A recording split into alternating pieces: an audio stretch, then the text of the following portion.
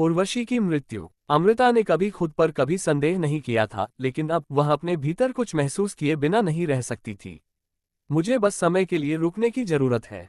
मानव उस मौके का इस्तेमाल एक शक्तिशाली स्पेल डालने के लिए करेगा। उन्हें एक ही बार में उसके पूरे शरीर को जलाना होगा, अन्यथा वे इस हास्यास्पद राक्षस को कभी नहीं मार पाएंगे। लेकिन अब सोचने का समय नहीं था। उसे इस डेमिगोड को यथासंभव लंबे समय तक विलंबित करना पड़ा, भले ही इसका मतलब विजेंद्र को अपनी दिव्य शक्ति का उपयोग करना पड़े। यह तब था अचानक अमृता ने आकाश की ओर देखते हुए सोच रही थी कि अचानक वहां दो सूरज क्यों तैर रहे थे। बेशक ऐसा नहीं था। उसने जल्द ही मानव की टेलीपैथी सुनी। अमृता, वापस जाओ। अमृता ने ज्यादा गहराई से नहीं सोचा और जल्दी से पीछे हट गई। ये पुष्टि करने के बाद कि अमृता सीमा से बाहर थी, मानव उर्वशी को देखते हुए बुदबुदाया। मानव का पहला 8 स्टार मंत्र, एक और सूर्य। उर्वशी ने खाली भाव से पीछे मुड़कर देखा। मुझे सूरज दिखता है, लेकिन ये दो क्यों हैं? वह उर्वशी का आखिरी विचार था। कुछ ही देर में उसका पूरा शरीर हवा में बिखरने से पहले काली राख बन गया। मानव ने डेमिगोड्स के खिलाफ अपने गार्ड को कम नहीं होने दिया, क्योंकि वह बेहतर जानता था कि वह कितनी मजबूत थी। उसे किसी ऐसे व्यक्ति के अनगिनत अनुभव हुए थे जिसके बारे में वह सोचता था कि वह मर गया है और वह फिर से उस पर हमला कर रहा है। यही कारण है कि उसने अपने गार्ड को तब तक कम नहीं किया जब तक कि वह निश्चित नहीं हो गया कि उर्वशी को निश्चित रूप से जादू से मार दिया गया हो। 8 स्टार मैजिक, टोरकुंटा का दिल और महान संत के मंत्र। इन 3 तत्वों द्वारा बनाए गए तालमेल ने एक ऐसा प्रभाव पैदा किया जिसकी उम्मीद मानव भी नहीं कर पाया था। बात सिर्फ इतनी ही नहीं थी। मूल रूप से इसे 8 स्टार स्पेल डालने में कई गुना अधिक समय लगना चाहिए था। फिर भी मानव उस समय को काफी कम करने में सक्षम था। रसातल में मुझे वर्षों से अल्ट्रा हाई स्पीड गणना प्राप्त हुई। मैं आखिरकार इसका इस्तेमाल करने में सक्षम हूँ। उस जगह ने मुझे पूरी तरह से बाहरी दुनिया से काट दिया था। केवल एक चीज जो मानव को करने की स्वतंत्रता थी, वह था इसका सोचना। मानव ने अपने आप को बनाए रखने के लिए बहुत कुछ सोचा। हालांकि केवल एक चीज जिसके बारे में वह सोच सकता था, वह थी जादुई साइंस। मानव ने सोचा, इसे कठिन परिश्रम कहना अजीब था। समय की बर्बादी, ठीक है, इसे हत्या का समय कहना अधिक सटीक था। फिर भी समय काटने के इस प्रयास के उपउत्पादों में से एक अल्ट्रा फास्ट कंप्यूटेशनल क्षमता थी। जैसा वह अभी था, वह एक ही समय में दर्जनों जादुई सूत्रों की गणना कर सकता था। मैं सोच रहा था कि वह इतना तेज क्यों था और इसे बैनर के नीचे नहीं रखना चाहता था। अच्छा, वह महान जादूगर है। अब ये समझ में आता है। भले ही यह कितना भी जटिल क्यों न हो, अगर उसे सैकड़ों या हजारों बार इसकी गणना करनी होती, तो अंततः वह इसका पता लगा लेता। इसका मतलब यह था कि सबसे जटिल बड़े पैमाने के मंत्र भी तुरंत बनाए जा सकते थे। जप को छोड़ने के लिए मन की जबरदस्त मात्रा की आवश्यकता होती है, मंत्र जप की तुलना में कई गुना अधिक, लेकिन उसकी भी अवहेलना की जा सकती है। जब वह आर्यन था तब मानव की वर्तमान मान क्षमता पहले से दोगुनी थी। और जब वह 8 स्टार तक पहुंचा तो अल्ट्रा हाई स्पीड गणना, जो केवल उसके विचारों में ही संभव थी, एक वास्तविकता बन गई थी। एक अर्थ में यह अब तक लिए गए किसी भी अमृत या महान ऋषि के कर्मचारियों से कहीं अधिक महत्वपूर्ण था। मानव को एहसास हुआ, उस समय वह पहले से ही अतीत के 8 स्टार आर्यन से अधिक मजबूत था। और यह भी कि देवताओं से निपटना उसके लिए असंभव नहीं था। अमृता ने अभी जो दृश्य देखा वह बहुत अविश्वसनीय था। आधा जंगल, जिसने अभी अभी उसकी दृष्टि को पूरी तरह भर दिया था, पलक झपकते ही राख हो गया था। उसने उन्हें जलते भी नहीं देखा। उसकी निगाह फिर मानव की ओर गई। यहां तक कि जब डेमिगोड एक पल में मारे गए थे और आसपास के अधिकांश जंगल राख में बदल गए थे, तब भी उन्हें पसीना नहीं आया था। क्या इसका मतलब यह है कि वह इस तरह के और जादू कर सकता है? जब उसने मोहिनी का स्पष्टीकरण सुना तो उसे लगा कि वह अद्भुत है। हालांकि अब वह जो कौशल प्रदर्शित कर रहा था, वह उसकी अपेक्षाओं से कहीं अधिक था। वह एक प्राकृतिक आपदा की तरह था, जिसके खिलाफ मनुष्य शक्तिहीन होगा। विजेंद्र उसके पास आ गया। ये स्पष्ट था कि वह जल्दबाजी में आया था, क्योंकि उसके कपड़े अस्त व्यस्त थे और उसके चेहरे से पसीना टपक रहा था। इधर उधर देखते ही विजेंद्र के हाव भाव सख्त हो गए। उन्होंने स्पष्ट रूप से जमीन पर राख देखी और हवा में उर्वशी की आभा के निशान महसूस किए।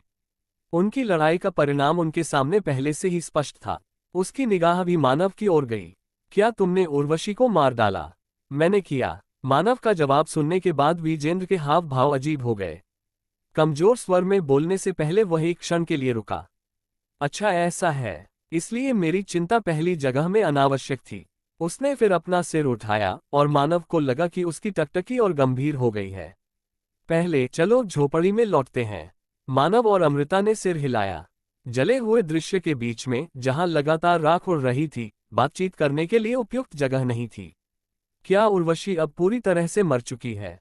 ये सही है। विजेंद्र ने सिर हिलाया, लेकिन उसकी अभिव्यक्ति में सुधार नहीं हुआ।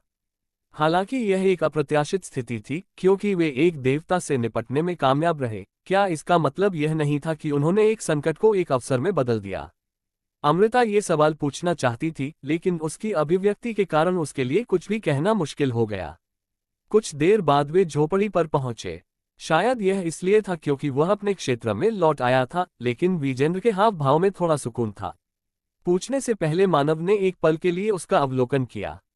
एक देवता आपके पास क्यों आया? कोई विशेष कारण नहीं था। वे सबसे खराब संभव समय पर पहुंचे थे। पहले होता या बाद में, वह ठीक से तैयारी कर सकता था। विजेंद्र ने एक भारी आह भरी। तथ्य यह है कि उर्वशी की मृत्यु लंबे समय तक छिपी नहीं रहेगी। अनंत जल्द ही इसके बारे में जान जाएगा। अनंत, वह सर्वनाश के देवदूत में से एक है। वह विष की शक्ति का उपयोग करता है। बिजली का झटका। उस वृद्ध का नाम अनंत था।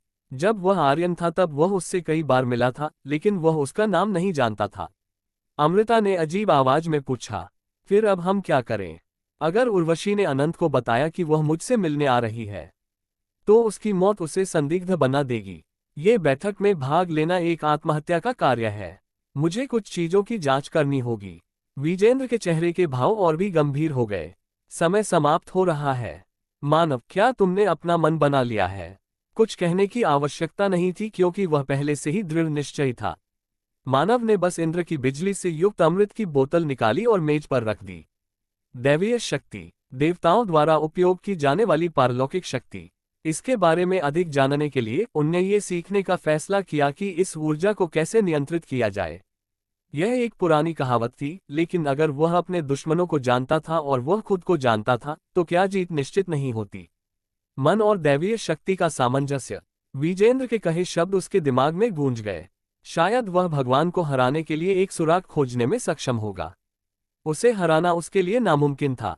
ये कुछ ऐसा था जिसे मानव ने 3500 साल पहले महसूस किया था। इस वजह से मानव के शरीर को प्राप्त करने के बाद इस जीवन में जितना हो सके उतना सीखने की कोशिश की थी। योद्धा राजा की फीस्ट, प्रेतात्मवाद, कीमिया और यहाँ तक कि शैतानों के साथ अनुबंध करना। उन्होंने प्रकार की परवाह किए बिना सब कुछ सीखा।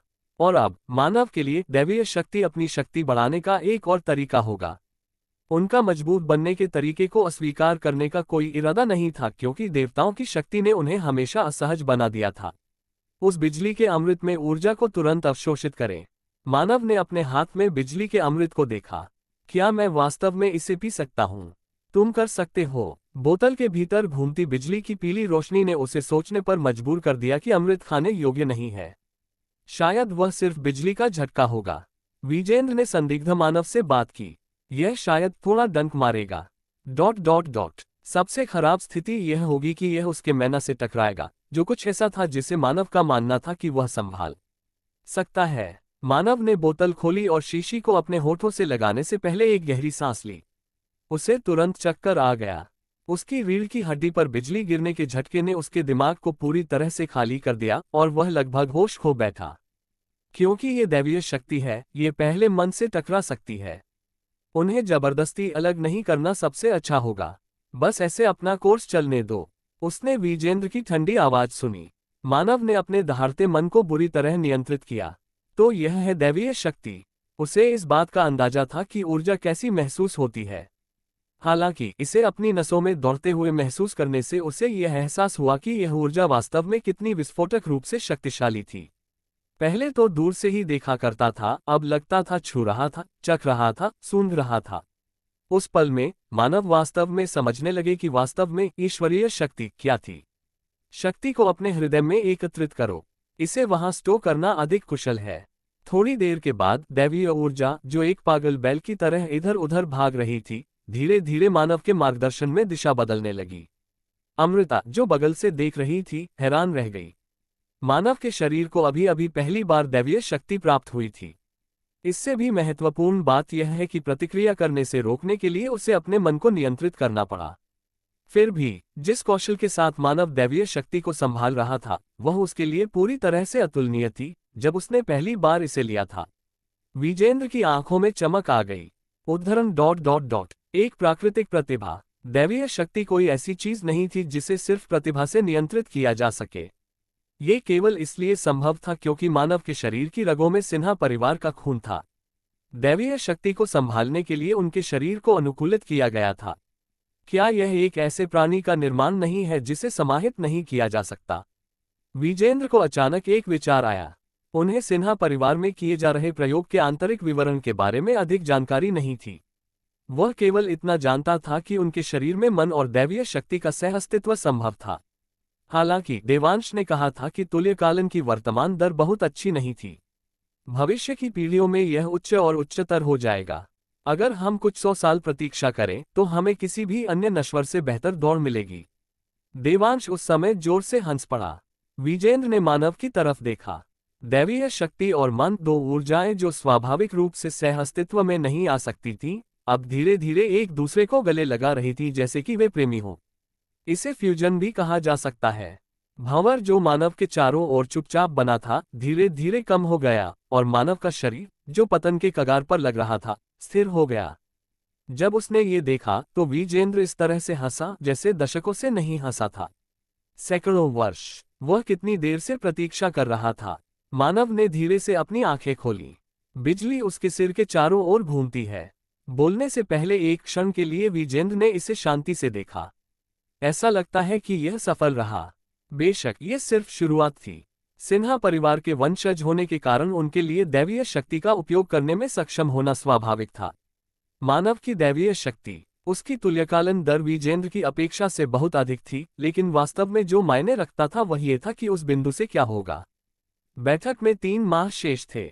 उस समय के दौरान मानव को कुछ हद तक अपनी दैवीय शक्ति का उपयोग करना सीखना होगा। कम से कम उस स्तर तक जहां किसी को देवदूत के रूप में उनके भेष पर संदेह नहीं होगा। आज से आप वास्तव में व्यस्त रहेंगे। ये कठिन होगा और आपको लगेगा कि समय तेजी से बीत रहा है। कहने से पहले विजेंद्र ने मानव की तरफ देखा। क्या तुम अभी भी मेरे साथ जा रहे हो? मानव ने सिर हिलाया। हालांकि विजेंद्र ने उससे कुछ पूछा था, वह अपना मुंह भी नहीं खोल सका। उसकी जीभ को लकवा मार गया था और वह बोल नहीं सकता था। समय जल्दी बीत जाएगा। विजेंद्र सही था। समय पलक झपकते ही उड़ गया। मानव के हाथ से बिजली के एक बोल्ट ने जमीन को उलट दिया। वह भाग रहा था, उसका लबादा हवा में बेतहाशा फड़फड़ा रहा था। उसकी नजर विजेंद्र की ओर गई, जो अपने हाथों को बगल में रखे हुए वहां खड़ा था। एक बार फिर उसकी उंगलियों से बिजली गिरी। मकड़ी के जाले की तरह मुड़ी बिजली की चमक को देखते हुए विजेंद्र के मन में बस एक ही विचार आया। क्या उसकी शक्ति एक सामान्य देवदूत से अधिक नहीं है? उसने धीरे से अपनी म्यान घुमाई। लगातार बिजली चमकी। ये वह था जिसे मानव ने मकड़ी के जाले की तरह दिखने वाली बिजली के भयंकर बोल्ट को दिया था। इसी दौरान मानव हवा में उछल पड़े। जब उन्होंने अपनी भुजाओं को आकाश की ओर बढ़ाया तो इंद्र की दैवीय शक्ति, जिसने उनके शरीर को भर दिया, आकाश में चली गई। काले बादल तुरंत बन गए। फिर बिना किसी चेतावनी के एक बिजली का बोल्ट विजेंद्र की ओर गिरा। हालांकि विजेंद्र की तलवार प्रकाश के माध्यम से और भी अधिक गति से कटती है। समाशोधन पर सन्नाटा छा गया। पहली नजर में ऐसा प्रतीत हुआ कि विजेंद्र ने मानव की गति को काट दिया था, लेकिन इसके बजाय मानव के चेहरे पर एक गहरी मुस्कान खिल गई। आपने अपनी तलवार खींची। उधर विजेंद्र के चेहरे पर खुशी का भाव था। उसने अपनी तलवार खींच ली थी, इसलिए उसे यह स्वीकार करना पड़ा। उससे पहले वह करीब 2 महीने से दैवीय शक्ति को वश में करना सीख रहा था। ये सही नहीं है, अभी भी कुछ कमियां हैं। हालांकि ये बहुत महत्वपूर्ण नहीं था। जो वास्तव में महत्वपूर्ण था वह ये था कि मानव को अपने शरीर में दैवीय शक्ति को स्वीकार किए केवल 2 महीने हुए थे। उसने अपनी नई शक्ति का जबरदस्त गति से उपयोग करना सीख लिया था। अमृता एक सच्ची प्रतिभा थी जिसे कुछ सीखने के लिए केवल एक बार निर्देश देने की आवश्यकता थी। लेकिन मानव की प्रतिभा इससे कहीं अधिक थी। इसे अब केवल प्रतिभा के रूप में नहीं माना जा सकता है। मानव की शक्ति पहले से ही देवदूत की शक्ति से अधिक थी। विजेंद्र केवल कारण का अनुमान लगा सकता था। शायद यह इसलिए है क्योंकि इंद्र मर चुका है। संक्षेप में, देवदूत ने देवताओं से दैवीय शक्ति उधार ली और उस शक्ति का उपयोग किया। हालांकि इंद्र, जो बिजली की दिव्य शक्ति के मालिक थे, पहले ही मर चुके थे।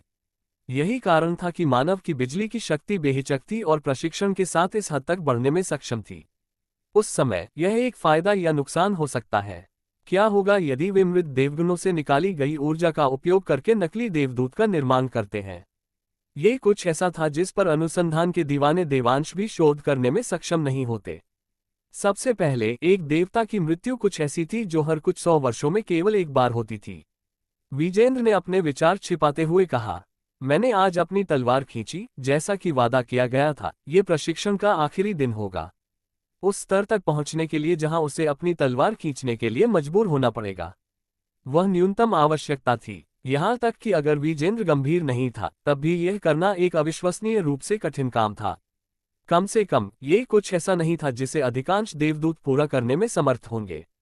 उर्वशी के साथ स्थिति के बारे में क्या? ऐसा लगता है कि किसी ने अभी तक कुछ भी ध्यान नहीं दिया है। हम योजना के अनुसार बैठक में भाग लेंगे। ये कहाँ आयोजित किया जा रहा है? The Mahendragarh kingdom. ये शूरवीरों का देश और सोनिया की मातृभूमि थी। ये ग्रेट सुंदरवन फॉरेस्ट से काफी दूर था। क्या आपने परिवहन के साधन के बारे में सोचा? मैं ताना पत्थरों का उपयोग करने के बारे में सोच रहा हूँ। उद्धरण चिन्ह ... मैंने नहीं सोचा था कि डेमिगोड ताने के पत्थरों का भी उपयोग करेंगे। वह जानता था कि विजेंद्र के पास एक स्थान से दूसरे स्थान पर जाने का एक अलग तरीका है। जब उसने इंद्र को मारा, वह अचानक प्रकट हुआ और गायब हो गया। हालांकि मानव के विचारों को महसूस करते ही विजेंद्र ने अपना सिर हिला दिया। स्पेस टाइम मूवमेंट एक विकल्प है। इसका उपयोग करने की कई शर्तें हैं और मानव शरीर इसे झेलने में सक्षम नहीं होगा। इस बात की बहुत अधिक संभावना है कि आंदोलन के अंत में खून के पूल बन जाएंगे। पिछले 2 महीनों में मानव विजेंद्र के बोलने के तरीके का आदी हो गया था, जिसमें अक्सर कठोर शब्द शामिल होते थे। इसके लिए धन्यवाद। ये सुनते ही मानव की अभिव्यक्ति में बहुत बदलाव नहीं आया। प्रतापगढ़ में एक वार्प स्टोन है। अगर हम इसका इस्तेमाल करते हैं तो हम कुछ ही समय में महेंद्रगढ़ पहुंच पाएंगे। लेकिन हमारे पास मेरी अपेक्षा से कहीं अधिक समय है। तक पहुंचने में उन्हें 1 हफ्ता भी नहीं लगेगा।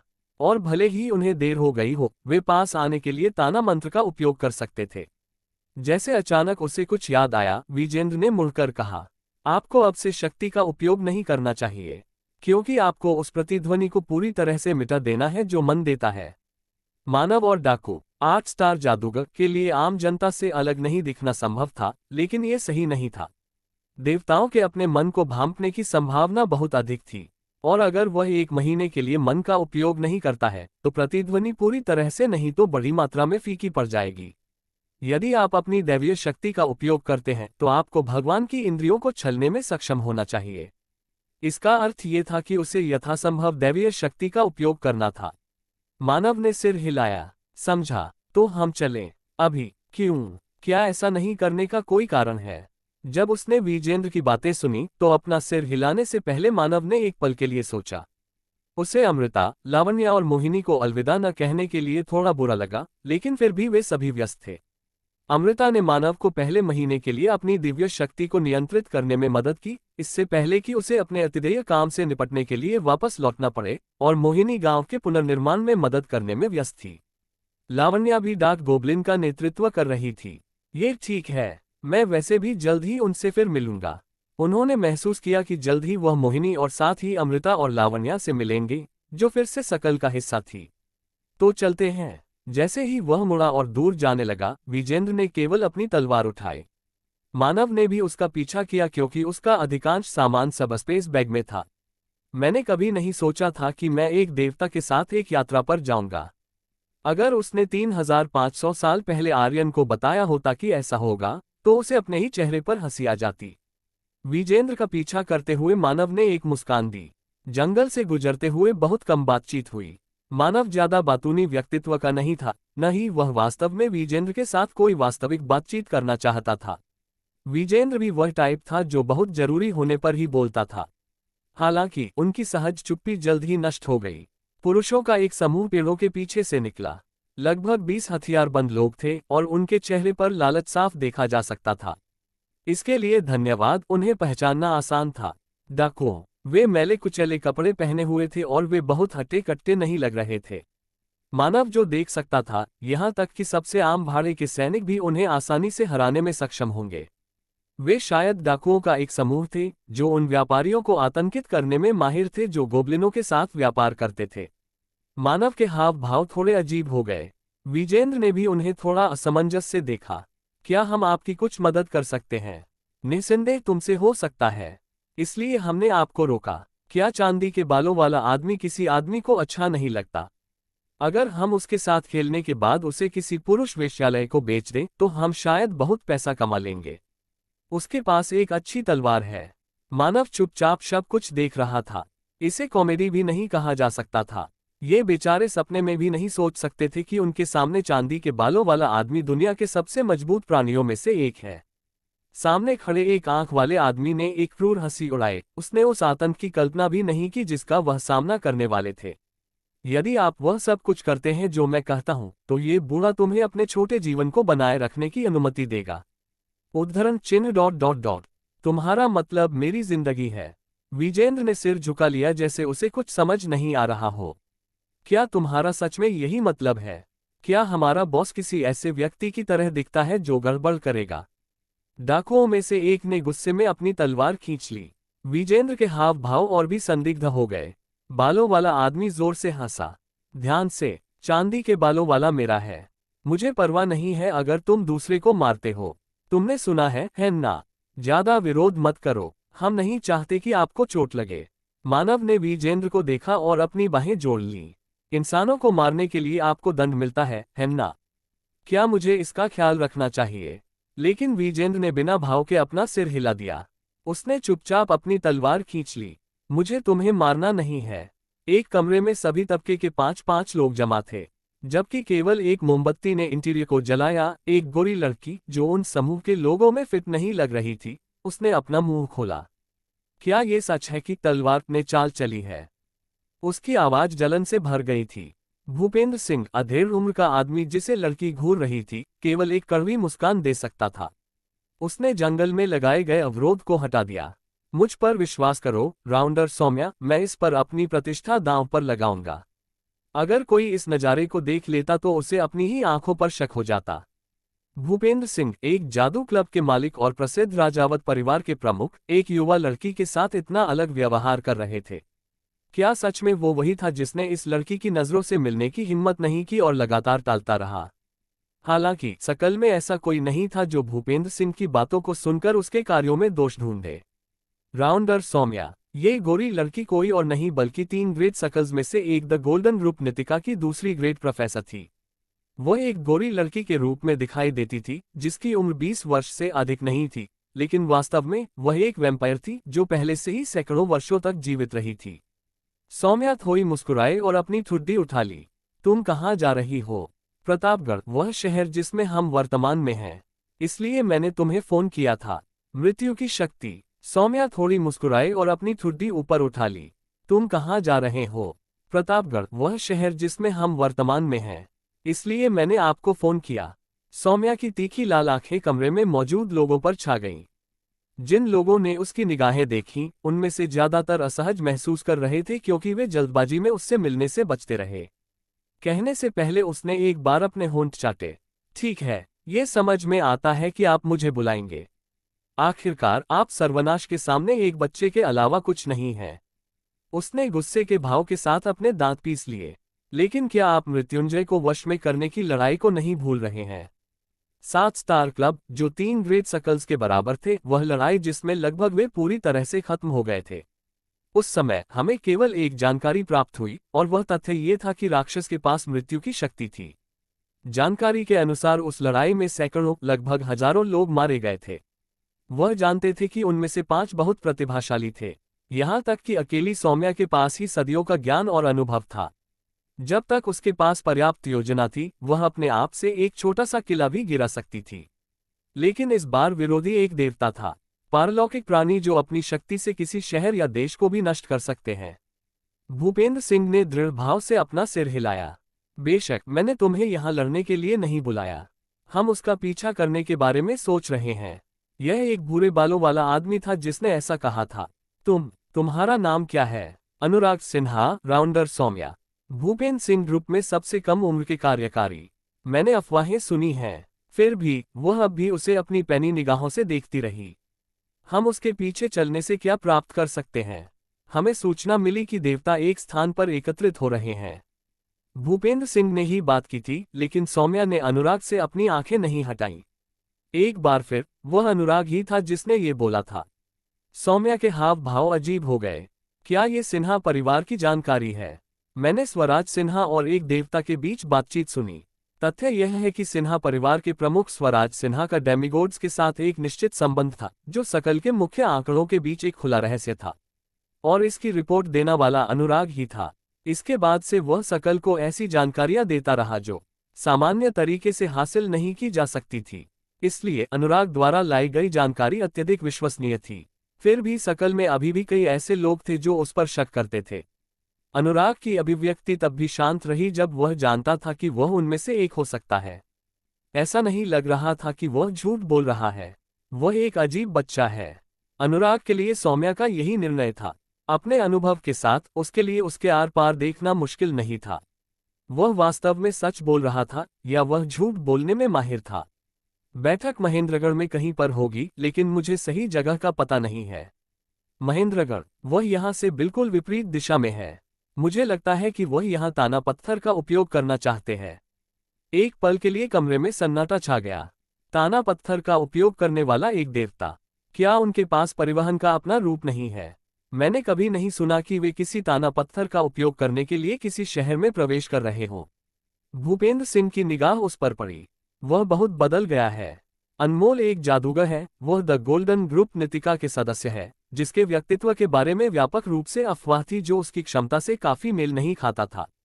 हालांकि वह एक 7 स्टार जादूगर थे, लेकिन उनकी जिद और संकीर्णता ने उन्हें थरी ग्रेट सकल्स के अन्य अधिकारियों के बीच अलोकप्रिय बना दिया।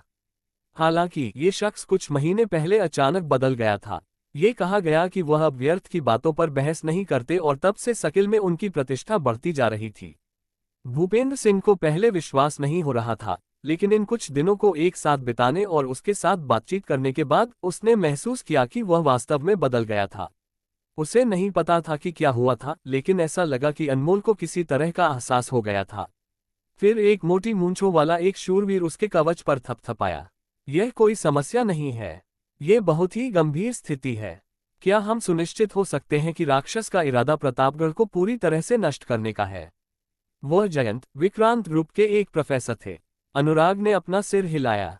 अगर उसका उद्देश्य यही होता तो वह इतनी धीमी गति से आगे नहीं बढ़ता और हमें अपनी राह पर चलने की अनुमति नहीं देता। ये सिर्फ एक सनक हो सकती है। देवता के व्यवहार को युक्तिसंगत बनाने की कोशिश करने से ज्यादा व्यर्थ कुछ नहीं है। ये सच है, वह प्रतापगढ़ का सिन्हा परिवार है। डेमिगोड्स का सिन्हा परिवार के साथ एक रिश्ता है, इसलिए मुझे नहीं लगता कि वे इस जगह पर हमला करेंगे। जयंत ने आगे कुछ नहीं कहा क्योंकि खंडन करने के लिए कुछ भी नहीं था। सौम्या ने दृढ़ता से बोलने से पहले अपनी कनपटी पर दबाव डाला। मुझे लगता है मुझे समझ में आ गया। वह सिर्फ ताना पत्थर का इस्तेमाल करने के लिए महेंद्रगढ़ जाने के लिए प्रतापगढ़ आ रहा है। फिर वह आयोजित होने वाली डेमिगोड बैठक में भाग लेंगे। क्या वही सब कुछ है? फिर हम उस जानकारी के साथ क्या कर सकते हैं? भूपेंद्र सिंह सौम्या से सहमत थे। यह उन्हें एक झटके में मारने का सही मौका था। हालांकि उनके दुश्मन डेमिगोड थे, बुद्धिमान। उनके लिए यह संभव नहीं होगा कि वे देवताओं को अभिभूत कर सके जब वे एक साथ एकत्र हुए थे। इसे स्पष्ट रूप से कहने के लिए, यदि दर्जनों देवगण एक स्थान पर एकत्रित होते हैं तो ग्रुप कुछ भी करने में असमर्थ होंगे, भले ही प्रत्येक सदस्य दिखाई दे। अनुराग शांति से बोला। ग्रुप के लंबे इतिहास के दौरान कभी भी 1 दर्जन से अधिक देवताओं के एकत्रित होने का मामला नहीं आया है। उन अहंकारी प्राणियों के लिए किसी चीज पर चर्चा करने के लिए एक जगह इकट्ठा होना, मुझे यकीन नहीं है कि यह किस बारे में हो सकता है, लेकिन मुझे यकीन है कि यह अविश्वसनीय रूप से महत्वपूर्ण होगा। उद्धरण चिन्ह ... इसलिए आप जो कुछ भी बात करने जा रहे हैं उस पर ध्यान देना चाहते हैं। मुझे लगता है कि यह जोखिम के लायक होगा। सौम्या ने उसकी ठुड्डी पर टैप किया। निश्चित रूप से अनुराग सही था। यह सिर्फ जिज्ञासा का विषय नहीं था। यदि ऐसा कुछ था जो दर्जनों देवताओं को इकट्ठा कर सकता था, तो यह उनके जीवन के जोखिम पर भी पता लगाने योग्य होगा। और हमें देवताओं पर सीधे आक्रमण करने की आवश्यकता नहीं है। मैंने सुना है कि देवदूत भी देवताओं के साथ बैठक में आएंगे। इस सूचना से पूरे कमरे में खलबली मच गई। सौम्या ने अनुराग को चौड़ी आंखों से देखा। क्या आप इस जानकारी के बारे में निश्चित हैं? ये सही है। अगर ऐसा होता तो स्थिति बिल्कुल अलग होती। सबसे प्रभावी साधन जो वे जानते थे कि एक देवता को चोट पहुंचाना उनके देवदूत को मारना था। सकल ने अभी तक ये पता नहीं लगाया था कि जब उनके देवदूत की मृत्यु हुई तो डेमिगोड्स को किस तरह के दंड का सामना करना पड़ा, लेकिन वे जानते थे कि इससे उनके सामान्य ऑपरेशन में कुछ रुकावट आ गई थी। और इस कमरे के लोग इतने शक्तिशाली थे कि सबसे कुशल देवदूत को भी संभाल सकते थे। यहां तक कि अगर हमें उनमें से कुछ ही मिले तो यह एक अच्छी फसल होगी। हर कोई एक ही समय में सौम्या को मुड़कर देखने लगा।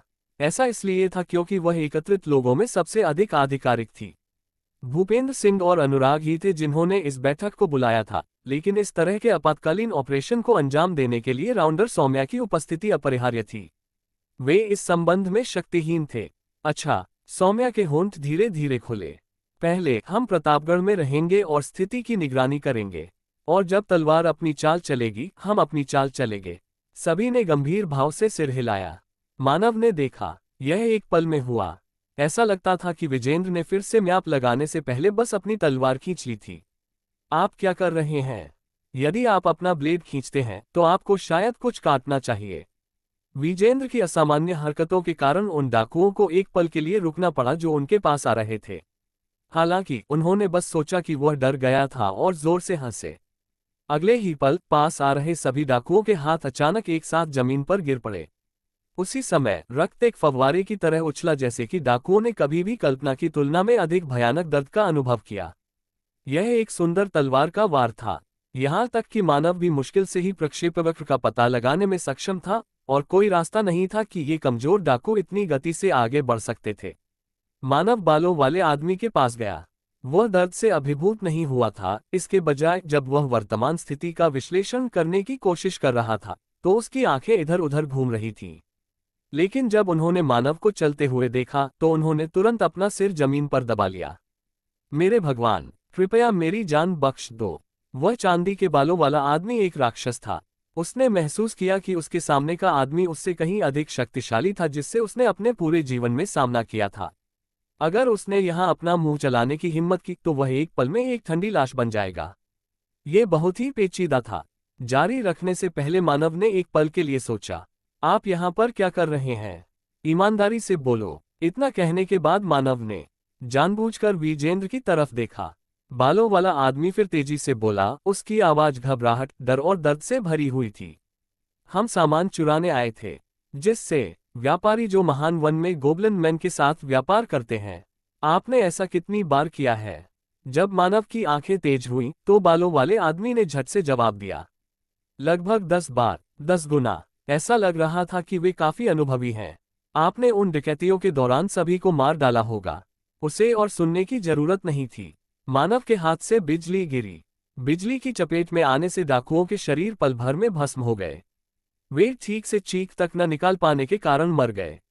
जैसे ही जले हुए मांस की गंध पूरे क्षेत्र में फैल गई, विजेंद्र ने शवों को देखा और शांत स्वर में कहा, यह अनपेक्षित था। आपका क्या मतलब है? मैंने नहीं सोचा था कि तुम इंसानों को इतनी आसानी से मार डालोगे। आपने सोचा होगा कि मैं एक नेकदिल इंसान था। यह बहुत बड़ी गलतफहमी थी। और विजेंद्र को कुछ और ही गलतफहमी हो गई थी। जिस कूड़ेदान को उसने मारा वह मानव नहीं था। विजेंद्र ने कहने से पहले एक पल के लिए मानव के चेहरे को देखा। आप इंसान काफी दिलचस्प हैं। क्या उन्हें उस बयान की उम्मीद नहीं थी? मानव ने उसकी तरफ ऐसे देखा जैसे उसे लगा कि वह मजाक कर रहा है। हालांकि विजेंद्र के हाव भाव नहीं बदले। पहली बात तो यह है कि वह मजाक करने वालों में से नहीं था, क्योंकि आप किसी भी अन्य बुद्धिमान जाति की तुलना में अधिक 3 आयामी हैं जिनका मैंने कभी सामना किया है। आपका क्या मतलब है? मेरा मतलब है कि मैंने क्या कहा। विजेंद्र रास्ते पर चलता रहा और मानव ने झिझक के एक पल के बाद उसका पीछा किया। एक देवता जो मनुष्यों में रुचि रखता था, उसे यकीन नहीं था कि वह इस पर काफी विश्वास कर सकता है। परीक्षण। विजेंद्र के पास पहले से ही पर्याप्त पहचान होने के कारण वे गेट पर निरीक्षण को आसानी से पार कर लेते हैं। जिस समय उसने अपनी विशिष्ट अभिव्यक्ति की कमी के साथ भाड़े के कार्ड को बाहर निकाला, मानव थोड़ी देर के लिए अवाक रह गया। D class mercenary card. Vijendra, क्या ये सही है? हाँ, यह मजाक था। उन्होंने छद्म नाम बनाने की भी जहमत नहीं उठाई। अगर उस समय गार्ड उनके सामने नहीं होते तो मानव निश्चित रूप से विजेंद्र को एक अजीब भाव से देखता रहता। और आप उद्धरण चिन्ह ... दर्शील ए क्लास मर्सेनरी। आपकी पुष्टि हो चुकी है। प्रतापगढ़ में आपका स्वागत है।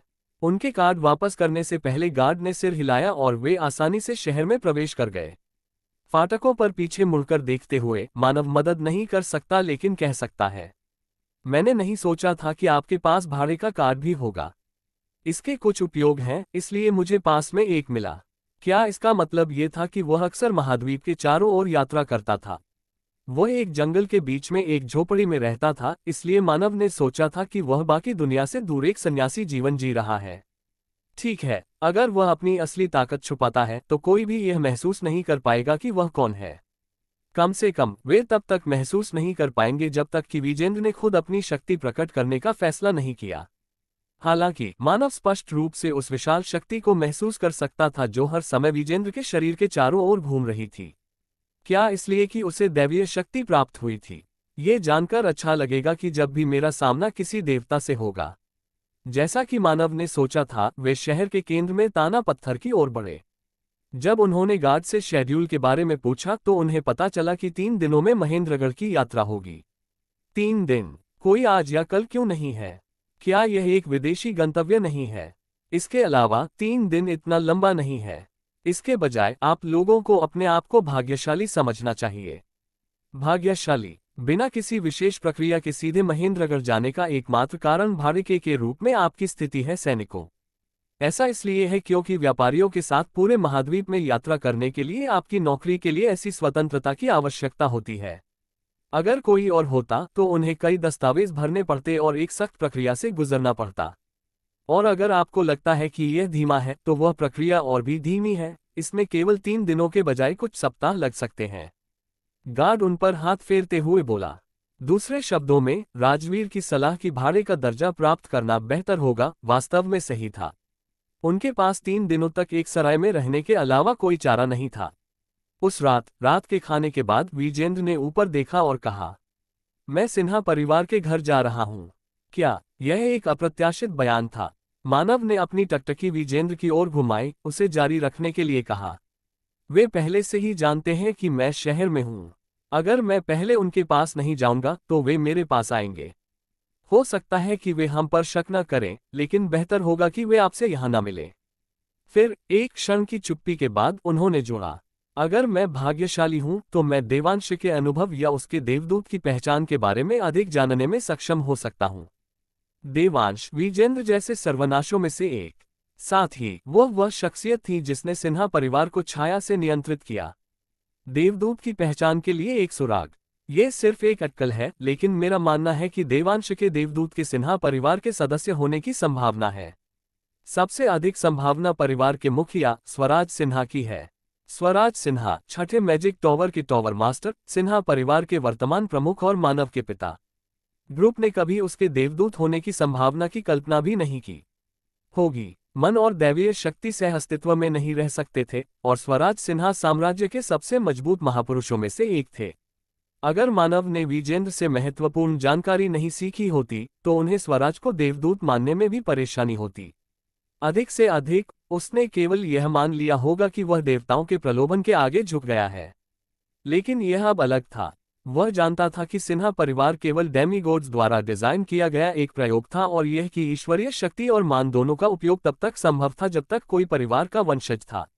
इस कारण से उन्होंने विजेंद्र की इस धारणा पर संदेह नहीं किया कि सिन्हा परिवार का मुखिया देवांश का देवदूत था, जो प्रयोग का प्रभारी था।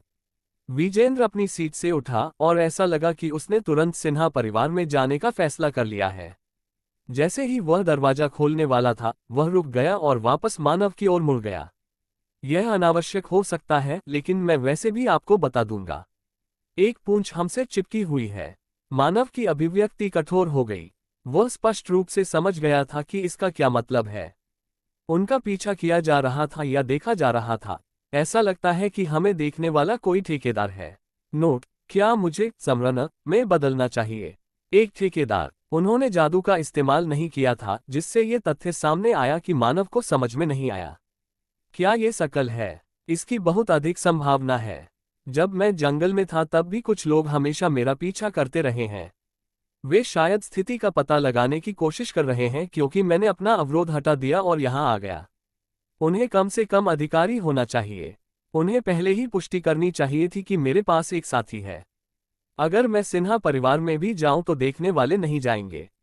वास्तव में वे आपसे संपर्क करने के अवसर का उपयोग भी कर सकते हैं। मानव सकल के दूसरी तरफ खड़ा नहीं होना चाहता था। चीजें मुश्किल हो रही थीं। रेकी ने अपने सामान्य शांत स्वर में बात करते हुए मानव को भौचक्का कर दिया। मैं उन्हें मार सकता हूं। क्या आप चिंतित नहीं हैं कि वे आप पर हमला करेंगे? उद्धरण चिन्ह ... क्या तुमने यह नहीं कहा कि तुम मनुष्यों को मारने के लिए भगवान द्वारा दंडित किए गए हो? इससे कोई फर्क नहीं पड़ता क्योंकि मुझे वास्तव में कुछ भी महसूस करने के लिए सैकड़ों हत्याओं की आवश्यकता होगी। और जंगल के कचरे के विपरीत सकल के अधिकारी मुझसे अपनी तलवार निकालने के लायक हैं। आकर्षक जादूगरनी। मानव ने विजेंद्र की आवाज सुनी। यदि वह सहमत हो जाता है तो उसके सामने का व्यक्ति वास्तव में उनकी निगरानी करने वाले सभी सकल अधिकारियों को मार डालेगा। मैं पहले स्थिति का आकलन करना चाहता हूं। ठीक है, ये कहकर विजेंद्र कमरे से बाहर चला गया।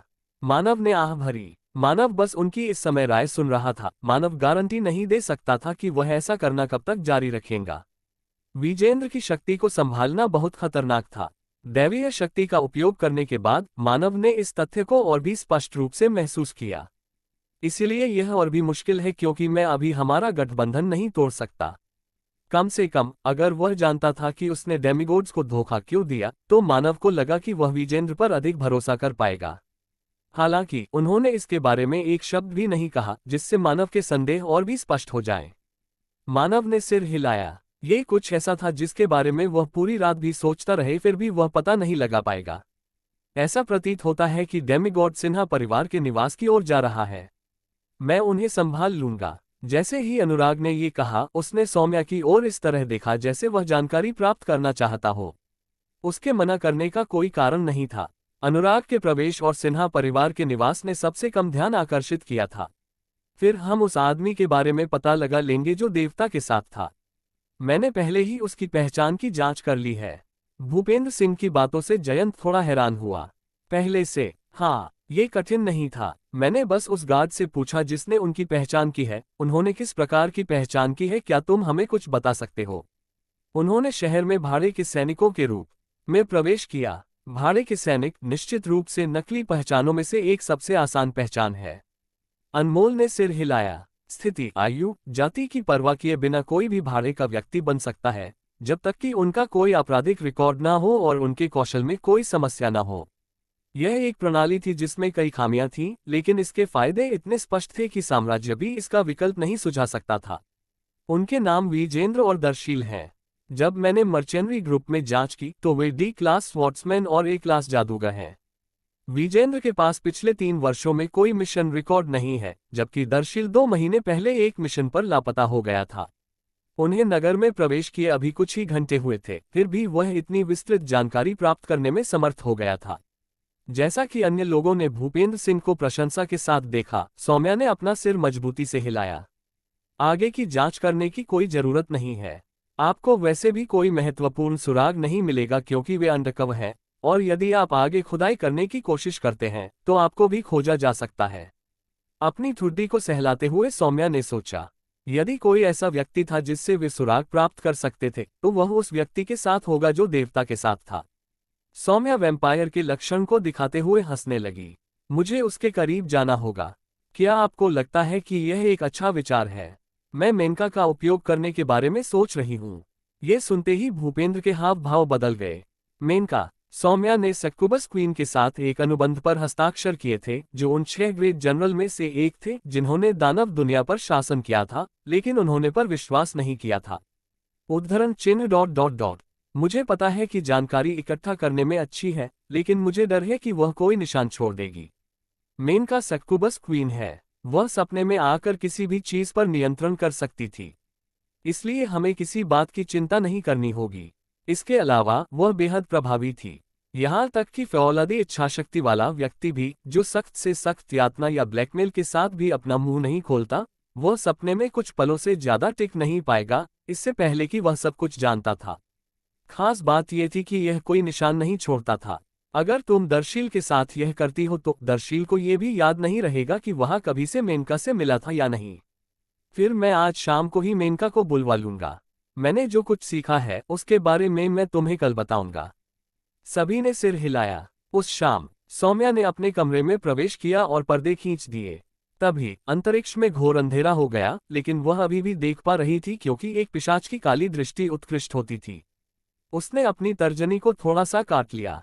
एक सटीक सम्मन चक्र बनाने के लिए बहने से पहले रक्त नीचे फर्श पर टपक गया। जैसे ही घेरे से प्रकाश निकलने लगा, कुछ धीरे धीरे ऊपर उठने लगा। वह एक बहुत ही अलग आकर्षण वाली महिला थी। उसकी आंखें वासना और बैंगनी त्वचा से भरी हुई थी जो उसके लुभावने मोहक कपड़ों से लगभग पूरी तरह से प्रकट हो गई थी।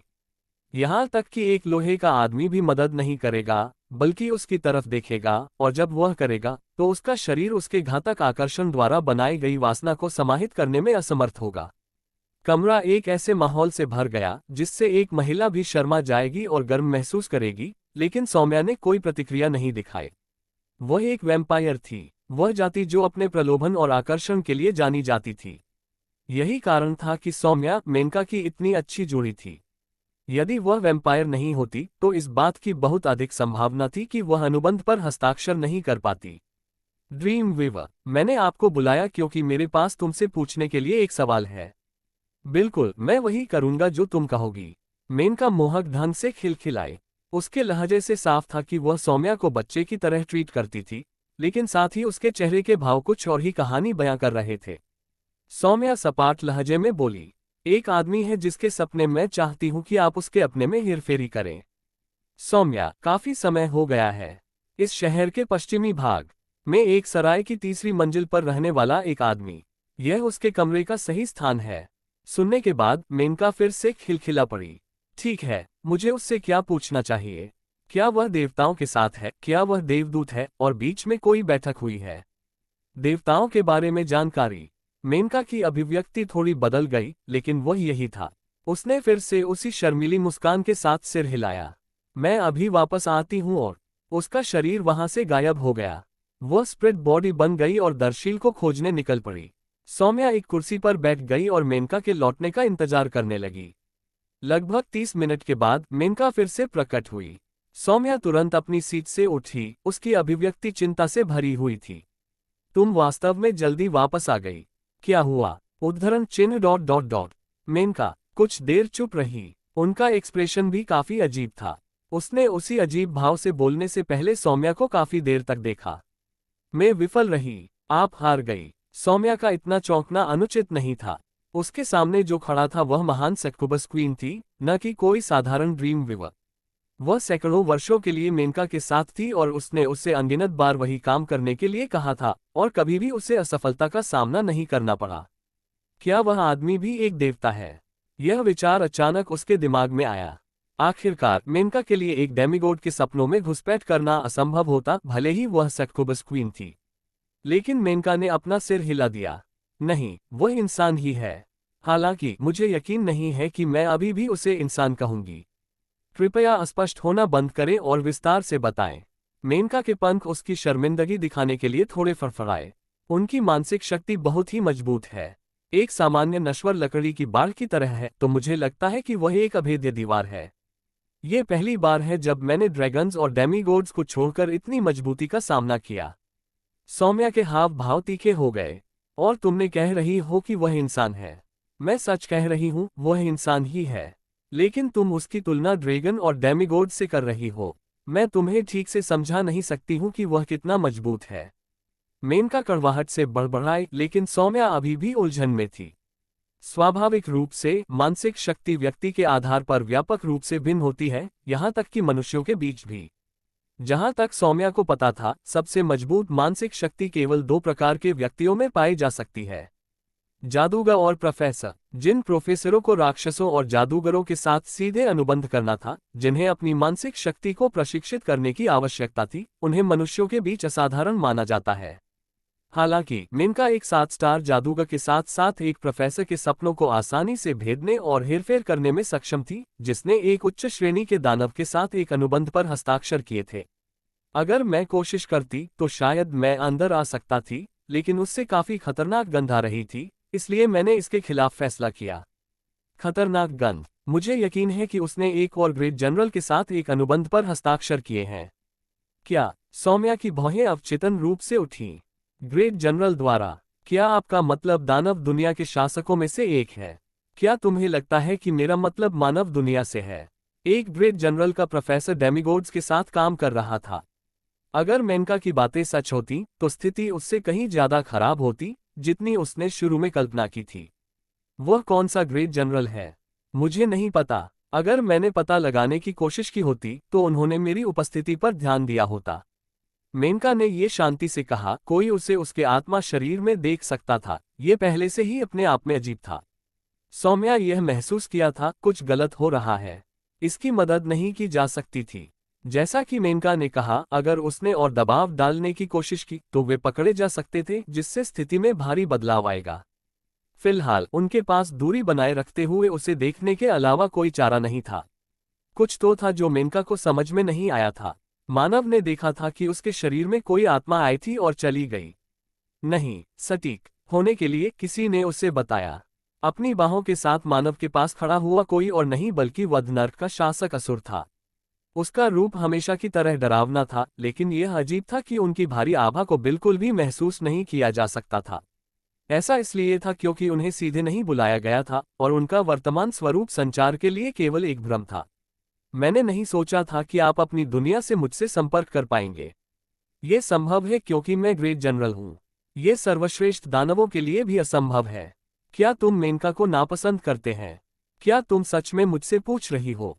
यह मेरे जैसे ग्रेट जनरल के लिए शर्मिंदगी की बात है। वह एक कायर-कुतिया है जो दानव दुनिया में अपना क्षेत्र छोड़ने से भी डरती है।